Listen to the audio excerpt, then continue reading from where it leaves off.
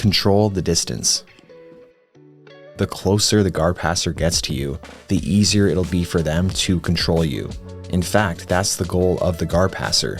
The goal isn't just to pass your legs, but it is also to get their chest on you. That's why here, although he's past my legs, I retain my guard by prioritizing keeping his chest off of me. Side control, mount, the back, etc. all position the guard passer's chest onto you. For example, here I secure position by prioritizing getting my chest on him. Regardless of whether or not the guard passer has already passed your legs or they're attempting to, it's a good idea to manage the distance. What you need to do is manage the distance and not let them put their chest on you, as if they do, it'll be easier for them to control you. There are 3 ranges which to play guard from. Far range, where your foot or feet are between you and your opponent. Mid-range, where your knee or knees are between you and your opponent. And close range, where you have nothing in the way separating your opponent from you.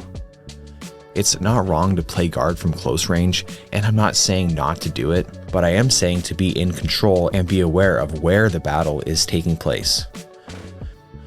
And understand that there's more risk of being controlled from close range. Just having that in mind while you're playing guard should improve your guard. Think, I need to put things in the way in front of the guard passer. Barriers which prevent them from getting too close. For example, your arms, your feet, your knees, your shins, and even your head. Don't get pinned.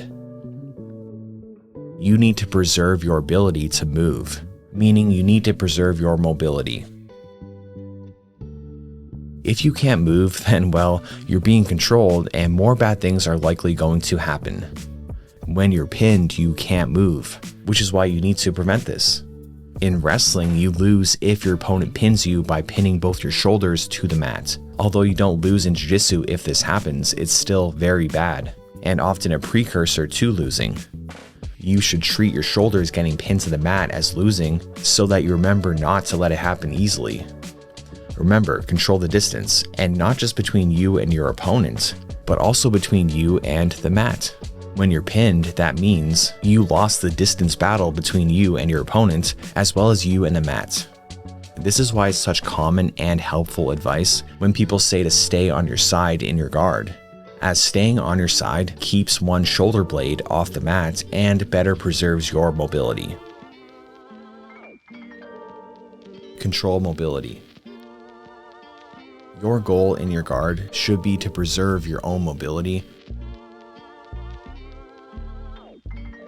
as well as take away your opponent's mobility.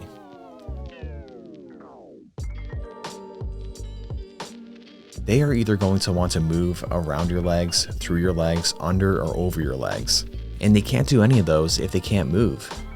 While you might get hung up on, oh, I want this sweep or this submission specifically, this may blind you to what's actually important. You need to first get good at not letting people move. When they can't move but you can, that's when the majority of offense happens. The lower skilled that someone is, the more I'll let them move. And the higher skilled that someone is, the less I'll let them move. This is why high-level matches can end up being so boring. But still, it's incredibly important, so focus on controlling the guard passer's mobility first and foremost. Never let someone grab your head.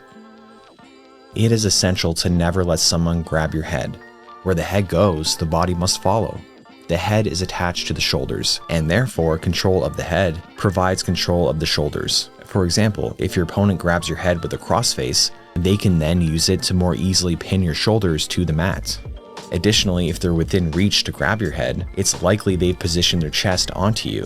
When you're in that close range, you're more susceptible to getting pinned, and control of the head is such a common and effective way to do so. So don't let it happen. Don't allow control of your head. Don't allow your opponent to take underhooks. Underhooks control the shoulders and make it easier for your opponent to pin you, which is why letting your opponent take underhooks can be a very bad idea. But not always. I'll often let my opponent take an underhook so I can take an overhook. However, I'll only do that if I can ensure I can do so without getting pinned. Controlling the forearm is often the solution. If you don't control that arm, they may be able to take an additional underhook or a crossface, for example. Whereas if you control that far arm, then you don't have to worry about it, and you can use that underhook against them. Give a reason to let go. If your opponent has grips on you which you don't like, they're not just going to let go because you asked them nicely. Can you let go, please? No. Okay. Forcing them to post out is a great way to give them a reason to let go. All you have to do is move them to the side, forward, or back, so much so that if they don't post, they'll fall over, causing them to let go of their crossface or underhook or whatever it is. And now, a big thanks to the sponsor of today's video, Element. This isn't your typical sugar-filled sports drink. On the contrary, it's a science-backed electrolyte mix packed with sodium, potassium, and magnesium. These are key minerals that your body loses through sweat, which, as you probably know, we do quite a bit of in Jiu-Jitsu. Element will help you replenish those electrolytes. It'll optimize your training by optimizing your recovery. It's done the same for me. I've been using it a long time now, and it's really helped reduce fatigue and cramping. You see, when you train hard, you need to recover hard as well, so you can be ready for the next training session, which is why it's vital to replenish the electrolytes that your body desperately needs. And Element is the right choice for doing so. And here's the best part, they're offering my viewers a free sample pack with any order. That's 8 single serving packets free with any Element order.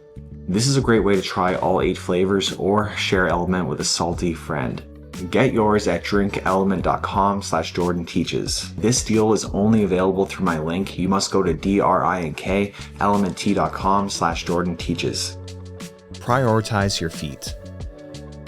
My number one tip for passing the guard is to keep the guard player's feet off you. And the opposite is true for playing guard. Connect your feet to them. Your feet are grips, just like your hands, but even more crucial in your guard. Your feet are connected to the end of your leg, obviously, but that means that they're the extremity on your body that can create and maintain the most amount of distance between you and your opponent. Not only that, but legs are also much stronger than arms. So the feet provide the most amount of potential distance, but they also play a crucial role in controlling mobility. Different guards are just different ways of positioning your feet, different ways of controlling mobility and distance. Here I'm switching from one guard to another, but that's not actually on my mind.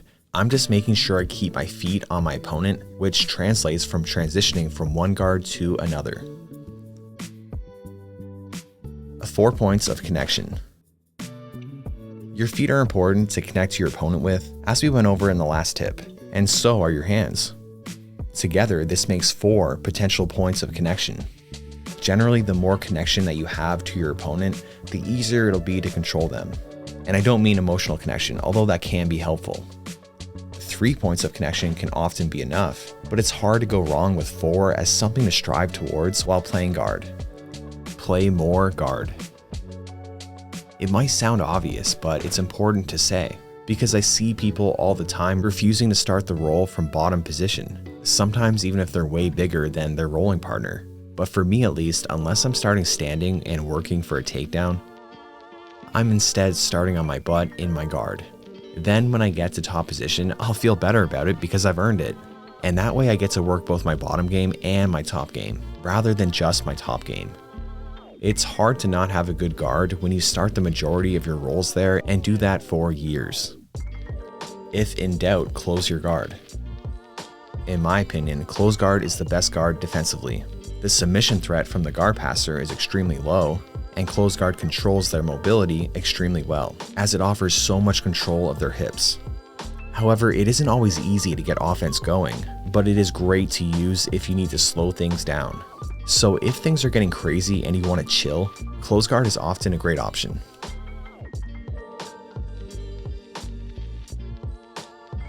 Submissions present risk.